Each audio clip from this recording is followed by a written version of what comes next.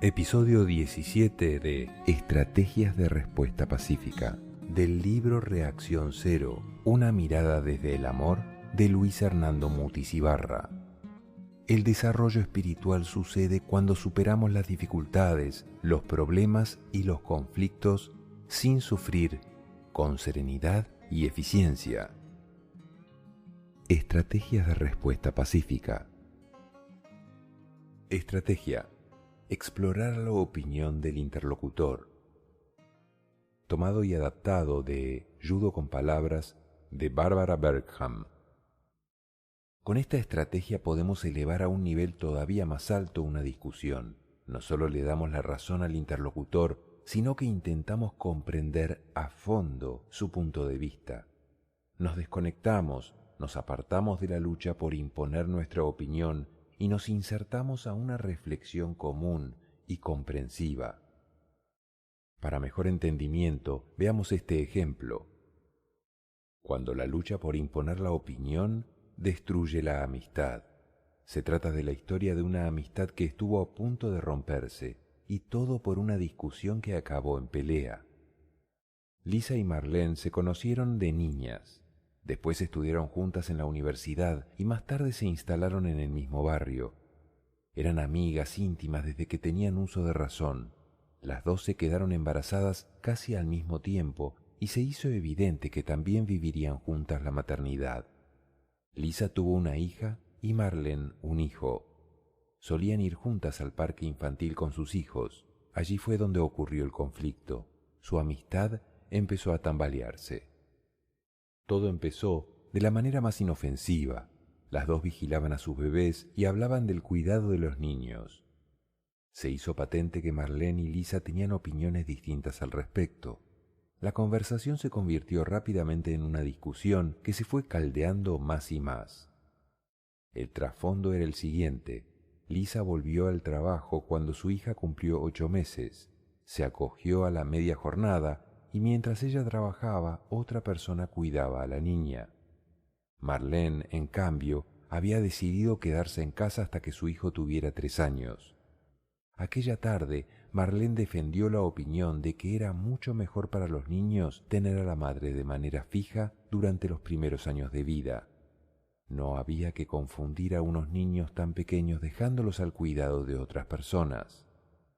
Aunque Marlene expresó su punto de vista con frases impersonales y hablando en general, Lisa se sintió ofendida y argumentó en contra. Un niño pequeño podía acostumbrarse sin problemas a varias personas de referencia, y era mucho más peligroso que se criara solo con su madre, porque entonces recibía una educación muy parcial. Marlene no estaba dispuesta a ceder y esgrimió argumentos más contundentes. Tener un hijo y luego dejarlo al cuidado de otras personas era puro egoísmo. Al oír la palabra egoísmo, Lisa se acaloró y sus argumentos también se hicieron más duros. Replicó que a ella le daba miedo convertirse en una de esas mamás sobreprotectoras que solo viven para sus hijos. Una criatura criada por una de esas gallinas cluecas probablemente acabaría siendo problemática. Entonces Marlene se sulfuró de verdad. Indignada, cogió a su hijo y se fue sin más. Una vez en casa, su marido se dio cuenta enseguida de que le pasaba algo. Marlene explotó al instante. Si supieras lo que me ha echado en cara Lisa, me ha dicho que soy una madre sobreprotectora, una gallina clueca, y que nuestro hijo sería problemático por mi culpa. Está mal de la cabeza. ¿Qué se habrá creído? Detengámonos un momento en este punto y examinemos qué falló en realidad. Podemos volver a leer lo que dijo la amiga. De hecho, Lisa solo comentó que tenía miedo de convertirse en una de esas madres sobreprotectoras cuyos hijos probablemente acabarán siendo problemáticos. Marlene se dio inmediatamente por aludida y se sintió atacada. Nosotros, personas ajenas a la discusión, enseguida nos damos cuenta de lo que ocurrió realmente. Visto a distancia, comprendemos que ninguna de las dos hablaba de manera neutral y objetiva sobre el cuidado de los hijos. Ambas defendían las decisiones que habían tomado. Cada una valoraba mucho su manera de criar a su hijo y, por desgracia, con ello atacaba la decisión de la otra. El lema era el siguiente: solo una de las dos puede tener razón. Palabras como egoísmo, gallina clueca, madre sobreprotectora o hijo problemático cobraron importancia. Esas palabras provocaron que la discusión se caldeara y que los frentes se endurecieran. Y como suele ocurrir, nadie escuchaba con atención a nadie, solo registraban las palabras problemáticas, no intentaban para nada comprender la opinión de la otra parte. Asimismo, las dos fueron incapaces de poner freno a esa fatídica polarización. Ninguna de las dos supo renunciar al deseo de tener la razón. Sobre temas delicados y puntos débiles. En una discusión tendemos a subirnos por las paredes cuando se toca un tema delicado para nosotros, es decir, algo relacionado con experiencias complicadas o peliagudas que hayamos vivido. Todos tenemos algún tema delicado. Por ejemplo, los que acaban de tener un hijo se hallan en una posición delicada. Sus vidas están patas arriba y tienen que encontrar un nuevo equilibrio. Los afectados no pueden hablar de manera objetiva o teórica sobre el cuidado de los hijos. Su opinión se entremezcla con experiencias personales, miedos, preocupaciones y momentos de felicidad. Es decir, sus propias tribulaciones tendrán mucho peso en lo que argumenten. Lo mismo sucede, por ejemplo, con las personas que acaban de separarse o se han quedado sin trabajo, que sufren una enfermedad o tienen que cuidar a un familiar. Cuando algo sucede en nuestras vidas, somos muy vulnerables y susceptibles. Si alguien toca un tema relacionado con nuestras experiencias personales, enseguida se crea el riesgo de que empecemos a discutir acaloradamente, porque en este caso no solo nos identificamos con nuestra opinión, sino que detrás de nuestra opinión está nuestra vida y nos la tomamos como algo muy personal. Eso fue lo que les ocurrió a Marlene y a Lisa. Los argumentos de cada una eran como un ataque a la vida y a la maternidad de la otra, y las dos estaban sumamente sensibilizadas con el tema. Por eso la discusión se caldeó tan deprisa. Aprendamos a entender la opinión del otro. Cuando alguien presenta argumentos acalorados y vehementes en una conversación, es muy posible que se trate de justificaciones personales. Pero mientras todo se reduzca a una toma y dame de puntos de vista abstractos, no quedará claro cuál es el tema delicado que afecta a la persona. Una sencilla pregunta puede aclarar las cosas. En vez de replicar con nuevos argumentos en contra, podemos preguntar: ¿por qué le das tanta importancia? O ¿cómo has llegado a esa conclusión? De este modo, ofrecemos a nuestro interlocutor la posibilidad de que nos cuente el trasfondo de su parecer. Se trata de entender de verdad por qué ha argumentado precisamente una cosa y no otra. ¿Por qué habla con una voz tan apasionada? ¿Por qué se acalora tanto? ¿Detrás de sus palabras se ocultan quizás experiencias dolorosas? Y si es así, ¿de qué evidencias se trata? Con estas preguntas, la discusión pasará a un nivel más elevado. En vez de continuar riñendo con nuevos argumentos, se aclarará el trasfondo de los puntos de vista respectivos. De ese modo, la lucha por imponer nuestra opinión se transformará en una conversación jugosa, en una conversación de la que todos los implicados saldrán ganando algo muy importante: conocimientos.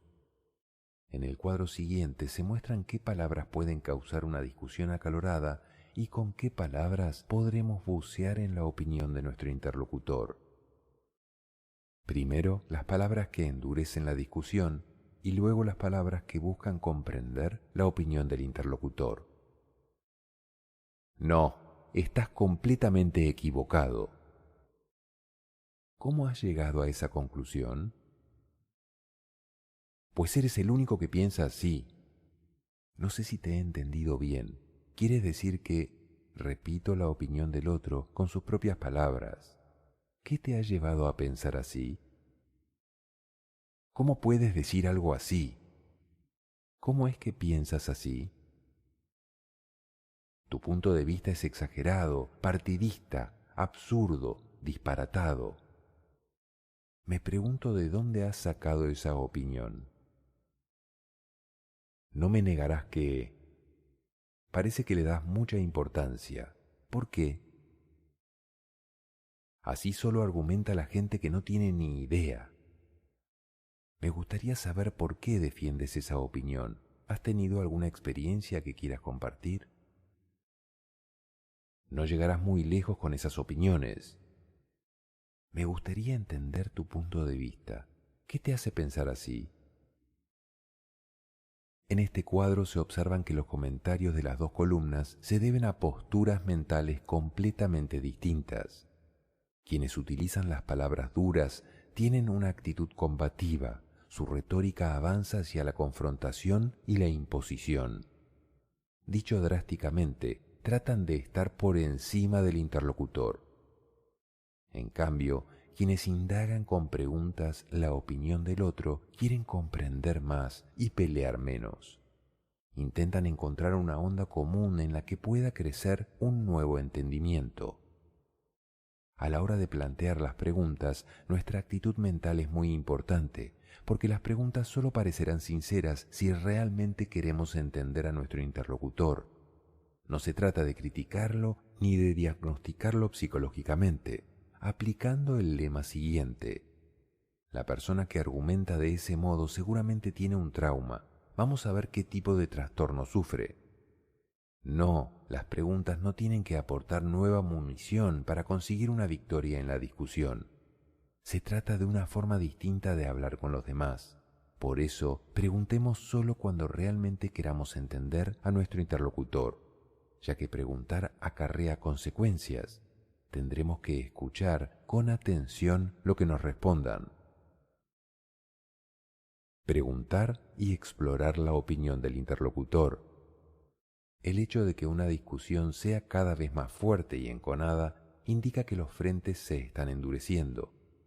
Podremos mejorar cualitativamente la discusión si exploramos la opinión del interlocutor en vez de dedicarnos a refutar sus argumentos. Adoptemos la postura mental de quien sabe escuchar con comprensión. Preguntemos abiertamente al interlocutor para averiguar por qué defiende precisamente determinado punto de vista. Por ejemplo, ¿cómo has llegado a esa conclusión? ¿Por qué le das tanto valor a esa opinión? ¿Lo dices porque has tenido experiencias personales al respecto? ¿Qué te hace pensarlo? Escuchemos atentamente las respuestas y sigamos preguntando hasta que comprendamos qué ha llevado al interlocutor a formarse una opinión concreta. Repitamos lo que hemos entendido utilizando nuestras propias palabras y a continuación expliquemos a nuestro interlocutor por qué hemos adoptado otro punto de vista. Es decir, contémosle en qué experiencias personales basamos nuestra opinión. El resultado de esta estrategia suele ser asombroso. Muchas veces una pregunta sincera basta para cambiar el tono de la discusión. Aunque el afectado solo aluda brevemente a los motivos por los que defiende un punto de vista concreto, la conversación ganará en calidad. Surgirá más comprensión por la postura del otro y eso desbaratará los argumentos mordaces. Deshacer los frentes endurecidos. En el caso de Lisa y Marlene, una sola pregunta bastó para que las dos volvieran a conversar tranquilamente. Lisa telefoneó a su amiga y le preguntó: «Marlene, ¿por qué crees que soy egoísta?». Marlene se puso a hablar a borbotones. No había querido decirle que era una egoísta, porque ella también dudaba a veces de la decisión que había tomado de quedarse 3 años en casa cuidando de su hijo. Pensaba que había que renunciar al trabajo para estar con su hijo, pero en el fondo le gustaría disfrutar de ambas cosas, del trabajo y de su hijo. Ver que su mejor amiga podía permitirse ambas cosas le daba un poco de envidia. Por eso había argumentado con palabras tan fuertes. En el fondo, lo que había dicho estaba más destinado a luchar contra sus propias dudas que a convencer a Lisa. Después, Lisa le contó que ella a veces se cuestionaba si sería bueno para su bebé dejarlo con otra persona a cargo. Así transcurrió la conversación entre las dos amigas. Ya no se trataba de saber quién tenía razón. Hablaron en un plano en el que podían volver a entenderse mutuamente. Las dos continuaban teniendo opiniones distintas, pero podían expresarlas sin que ninguna de ellas se sintiera atacada.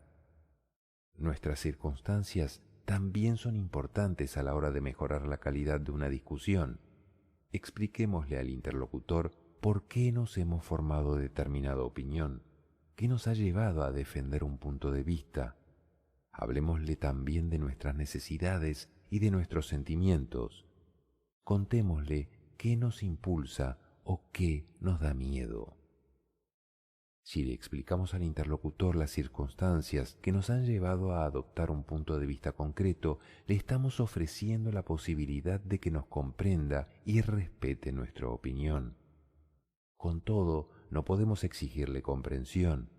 El acto de comprender es voluntario, no podemos imponerlo ni reclamarlo. No obstante, le presentamos una oferta atractiva y le permitimos echar un vistazo al trasfondo de nuestras opiniones. Eso genera un ambiente en el que puede crecer una compenetración mutua. Le concedemos más espacio al entendimiento y reducimos la confrontación. Para concluir, una pregunta importante. ¿Tiene que desarrollarse siempre todo en un ambiente pacífico, armonioso y afable? ¿Por qué no podemos estallar de vez en cuando? No es obligatorio, solo hay opciones. Decidimos entablar una lucha de opiniones a plena conciencia. ¿Por qué no? La discusión puede enconarse y las opiniones pueden estrellarse unas con otras, igual que en los autos chocadores. Si a todos los implicados les gusta, no hay problema.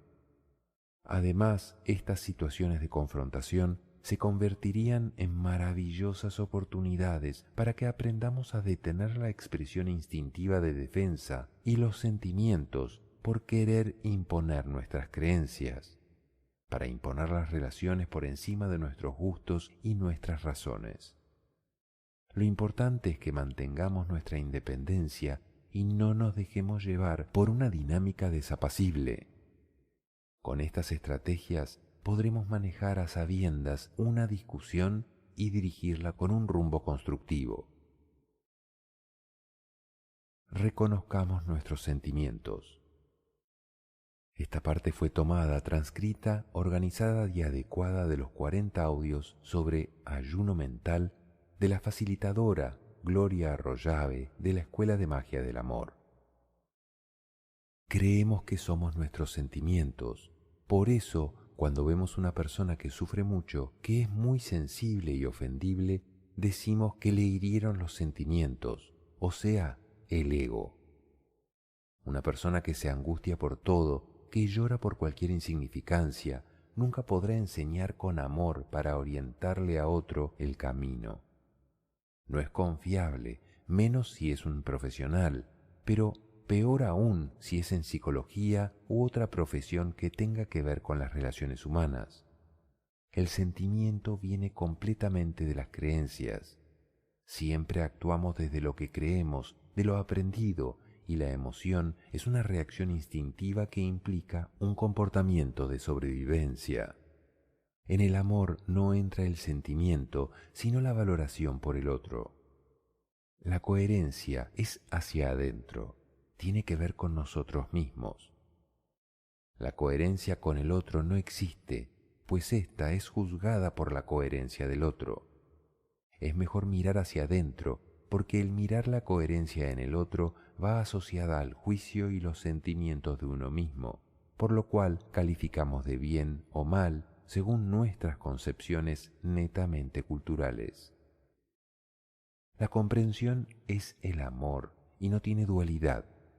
Por eso es que la comprensión no tiene sentimientos, es neutra. En los sentimientos hay juicios, adjetivos, calificativos y se conectan con lo que no es. Pero en la comprensión y en el amor lo que hay es una verificación del orden del universo, de lo que es necesario y perfecto, y nunca puede haber sentimientos sin una sensación de amor. El amor se reconoce precisamente porque no es afectado por las dualidades. Así que si algún ser querido nos insultó, igual lo seguimos amando. Nos prestó un excelente servicio de entrenamiento y el amor sigue siendo igual e incluso más fortalecido. Desde la comprensión, una persona jamás sentiría lástima por alguien, tener agresión por alguien o juzgar a alguien.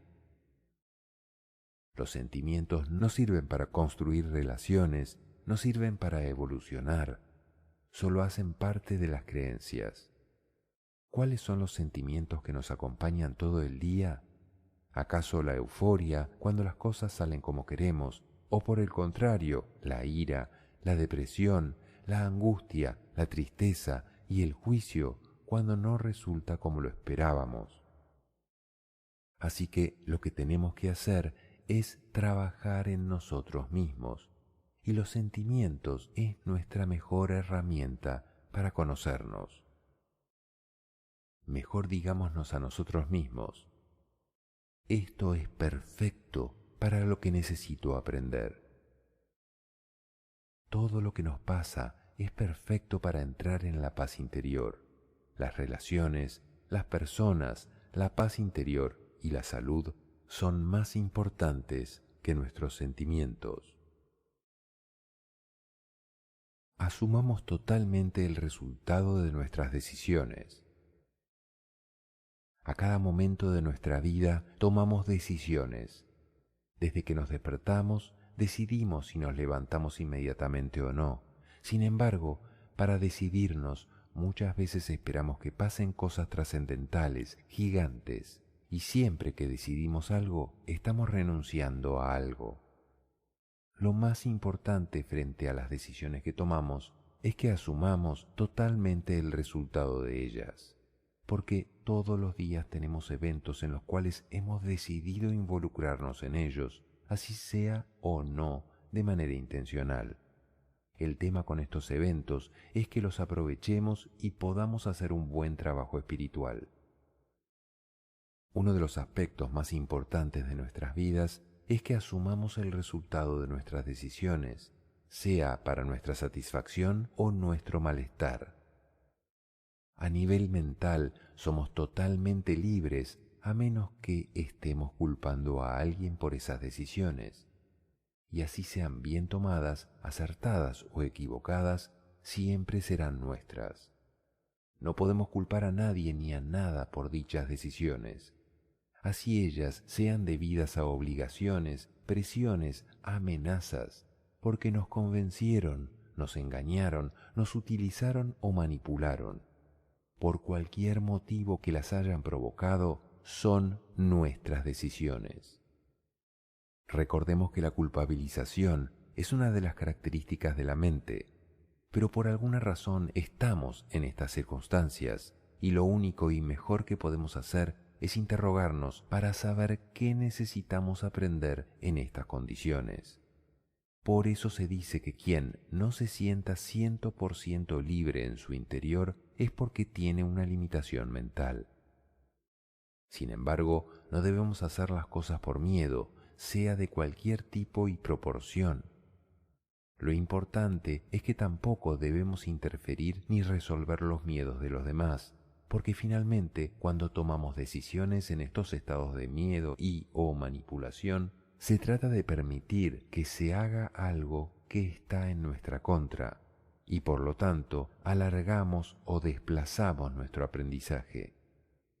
En todo caso, somos los únicos responsables de las consecuencias o resultados de nuestras decisiones, sea para bien o para mal, con intención o sin ella, consciente o inconsciente. Nadie es responsable de lo que elijamos en nuestra vida.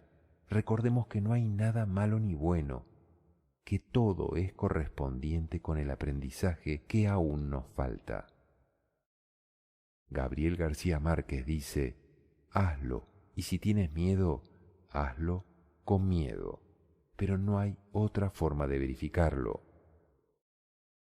Antes de tomar decisiones riesgosas, asegúrate de estar preparado para enfrentar las consecuencias. Seamos los primeros. En la postura de disposición de brindarnos a la colaboración o apoyo, en el yo primero comienza el servicio incondicional. Es una de las cosas que más genera oportunidades en la vida y por lo tanto dan mucha abundancia y prosperidad. Pues cuando alguien pida un voluntario, seremos los primeros en levantar la mano sin esperar que alguien se ofrezca primero servir, en lo cual se ponen condiciones, peros, para hacerlo. Esto nos bloquea mucho para obtener recursos y para alcanzar la maravillosa oportunidad de servir. Los recursos, el dinero, la abundancia, los bienes materiales son el primer resultado de servir incondicionalmente. Si nos disponemos a servir pensando y esperando cuánto nos van a pagar o cuál será la retribución, ya estamos condenados al fracaso. Pero si lo hacemos con entrega total, sin esperar nada a cambio, el éxito será inminente. De entrada, es recomendable decir yo primero. Después se evalúa si tenemos o no las herramientas, pues hay gente muy servicial, pero que no sabe cómo, ni tiene con qué hacerlo. Son los buenos ignorantes, los cuales quieren servirle a todo el mundo desde su ignorancia y sus sufrimientos, para luego hacerse la víctima y reclamar que no tienen reconocimiento. Preguntémosle a la vida si nos tiene o no para el servicio, puesto que cuando nos ofrecemos para hacerlo y no somos elegidos por cualquier motivo, es porque la vida nos está diciendo que en esos momentos no nos corresponde a nosotros. Y si sufrimos por eso, es porque tenemos alguna restricción mental. A veces queremos hacer cosas y la vida nos saca por algún motivo. No hay capacidades, no estamos entrenados, no tenemos los recursos o simplemente porque no estamos listos. Para poder servir necesitamos adquirir herramientas. La verdadera sabiduría solo se puede compartir cuando ya lo verificamos y cuando lo hacemos llega la verdad. Entonces tenemos resultados de satisfacción y de amor. Servir con sufrimiento y con dolor no es servir, es interferir con ignorancia. Y si no hacemos el ejercicio de adquirir las herramientas que se necesitan para el servicio, todo lo que la vida tenga para nosotros no nos va a llegar, puesto que estamos esperando a que nos llegue algo sin disponernos a hacer algo. Solo se hace lo que trae beneficio o lo que conviene. O se sirve desde la propia ignorancia y desde los miedos. Hay que entrenar, ofrecerse exponiendo en qué se puede colaborar, aunque el ego no esté de acuerdo y ponga 1 y 1000 pretextos para no hacerlo. Las personas que no saben servir tienen totalmente restringida la abundancia y la prosperidad en el universo. Cuando se cierran las llaves del servicio, se cierran las llaves de la abundancia. Seamos los primeros y no los últimos en servir. Eso implica quitarse el miedo, las restricciones mentales, la desconfianza y quitarse todos los límites. Si pensamos que no podemos, ya estamos fracasados. La vida sabe más que nosotros, ya que si decidimos sí y no nos corresponde, la vida nos dirá que hoy no nos corresponde a nosotros y nos sacará. Pero cuando decimos no sabemos la oportunidad que perdemos y luego reclamamos que no hay oportunidades. El mundo está lleno de oportunidades para quien las quiere aprovechar, pues el 99% de ellas las hemos creado nosotros. No hay oportunidades para el que siempre dice no, no habrá ninguna para él, pero no es porque no las haya, sino porque no las ve. Comencemos en casa y cuando haya necesidad de un servicio, yo primero. Eso empieza a entrenar el deshacernos del ego. Así comenzamos a tener herramientas y la vida comienza a brindarnos información. La vida no nos da información si no sabemos para qué la tendremos, si no sabemos qué hacer con ella, pues estamos llenos de restricciones. La vida no nos lleva a situaciones que no necesitamos vivir, que no nos corresponde, y nos pone señales. Recordemos que solo hay una forma de adquirir sabiduría, y es verificando. Que jamás falte disposición en nosotros de amar, de dar lo mejor, de colaborar y de servir. Hagámonos responsables de todas las circunstancias que generemos. Mucho tiempo hemos pasado en la lucha por el intento constante de cambiar lo que pasa afuera, en donde nos incomodamos y nos molestamos porque los demás no hacen lo que queremos y cómo lo queremos. El solo hecho de darnos cuenta y ser conscientes de que todo esto tiene que ver con nuestros aprendizajes, donde no es el otro el problema, sino nosotros mismos. El punto ahora es, por lo tanto, hacernos responsables de todas las circunstancias que generamos y esto nos libera de la lucha. Si comprendemos estas cosas sencillas, tengamos en cuenta estas palabras del maestro Gerardo Schmedlin Torres. Todo lo que ha sucedido en nuestra vida, todo lo que está sucediendo y todo lo que va a suceder en el futuro, tanto en nuestro interior como en el exterior, es algo que generamos solamente nosotros mismos. Entonces, no existe absolutamente nadie a quien o a quienes tengamos que culpar o agredir, o no hay ninguna razón para que tengamos que incomodarnos, pues cada vez que nos incomodamos, estamos evidenciando una tremenda limitación mental para aceptar la vida como viene, para comprender que las cosas no son como queremos, sino como las necesitamos, y si nos incomoda, justo lo que necesitamos es aprender a fluir con la vida. Por lo tanto, no hay nadie que nos haya causado daño, que nos haya hecho sentir mal, ni tampoco nosotros le hemos hecho daño a nadie en absoluto. Las cosas se dan así por ignorancia y la idea es que nos dejemos de hacer daño. Esto es lo que nos va a liberar del rencor, del resentimiento, del odio, del deseo de venganza, de la rabia y de todos los aspectos que son tan negativos para el ser humano, que nos dañan internamente y que se van a somatizar en enfermedades. Nosotros realmente, cuando comenzamos a comprender que todo lo que hay fuera es una proyección de lo que generamos dentro de nosotros, es el proceso de aprendizaje que la vida nos está permitiendo reconocer para hacernos cargo de nosotros mismos. En muchas ocasiones vemos personas irrespetuosas que cometen errores, se aprovechan de otros y sin embargo, si observamos la vida como una escuela, simplemente nos damos cuenta de que los unos necesitan aprender de los otros. Nosotros necesitamos asumir completamente nuestros errores como parte de un aprendizaje. Es asumir, no es culpar. Es hacernos responsables y tomar el aprendizaje. Simplemente aprender lo que la vida nos enseña, soltar y darnos cuenta que jamás la vida va a ser como nosotros queremos.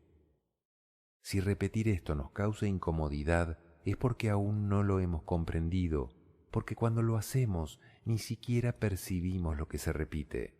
E incluso al volverlo a leer u oír, se reafirma, se siente como un viento fresco que se renueva, se fija más. Es un recuerdo que alienta, pero no provoca incomodidad. Pasa suavemente como una breve palmada de un amigo para alentarnos a seguir. La vida será como la necesitamos y no como la queremos, para que aprendamos muchas cosas como aceptar, comprender, fluir y permitir que lo que va a pasar, pase. Pero si se nos ocurre decir, lo único que no perdono es, lo que más me enoja es, lo que más me choca es, estamos generando fuera de nosotros una maravillosa oportunidad para que la vida nos envíe todas las condiciones y situaciones como oportunidades que tienen que ver con lo mismo, para que por fin dobleguemos nuestro ego y en el amor fluyamos desde la comprensión y la paz. Recibamos todos los regalos que la vida nos ofrece. En un falso sentido de humildad nos enseñaron a no merecer. no me den esto tan caro, no se molesten por mí, a mí no me den nada. ¿Por qué me regalan eso? No, tranquilos, mejor utilícenlo ustedes. Para hacer la voluntad del Padre, la primera herramienta es aceptar y la segunda es no pedir nada. Cuando nos disponemos a servir y a recibir, más que pedir, es disponernos a recibir. Casi siempre andamos como unos pedigüeños o limosneros universales, pidiendo y pidiendo y pidiéndole a la vida. Sin embargo, cuando la vida nos da, no lo recibimos por muchas razones, ya sea por falta de autovaloración, porque pensamos que no lo merecemos, otras veces simplemente porque la vida nos está ofreciendo algo y para poder recibir eso necesitamos renunciar a otra cosa, y como tenemos miedo de soltar lo viejo para tomar lo nuevo, preferimos quedarnos con lo viejo y vemos pasar de frente las oportunidades. Las oportunidades son como un amanecer que si no llegamos a tiempo y los disfrutamos, nos lo perdemos. Hay cantidades de personas que inconscientemente se niegan a recibir, piensan que no merecen recibir y por supuesto no reciben nada, porque aprendieron aquello por transmisión cultural. Amar es dar todo sin esperar a recibir nada. Todas las enseñanzas de la ignorancia, pues muchas de las frases tienen el problema de ser mal interpretadas, hacen que la mente se bloquee debido a estas equivocadas interpretaciones. Se puede complementar la idea diciendo, amar es dar lo mejor de nosotros a las demás personas y abrirnos a recibir todo lo que la vida tenga para nosotros. No estamos pidiendo, sino abriéndonos a recibir, que es muy diferente. De lo contrario, la frase puede generar un bloqueo en nuestra mente. Si no la interpretamos correctamente, nos negamos a recibir, haciéndonos creer que somos humildes porque no recibimos nada. Una cosa es no esperar nada y otra es negarnos a recibir. Cuando servimos con sabiduría y con amor, no estamos esperando que el otro nos retribuya nada, porque lo hacemos en paz. Aquí es donde entra el ego, en el sentido de esperar recompensa o reconocimiento por lo que hicimos. Entonces, eso no es amor. Esto se ha interpretado mal, y por eso se niegan a recibir, porque dicen no merecer, porque dicen ser humildes, porque si no somos humildes, somos orgullosos, y eso es malo. Eso es interpretación mental, y son actitudes del ego. El ego es querer cambiar a los demás para acomodarnos nosotros. Es sufrir porque la vida y los demás no son como yo quiero.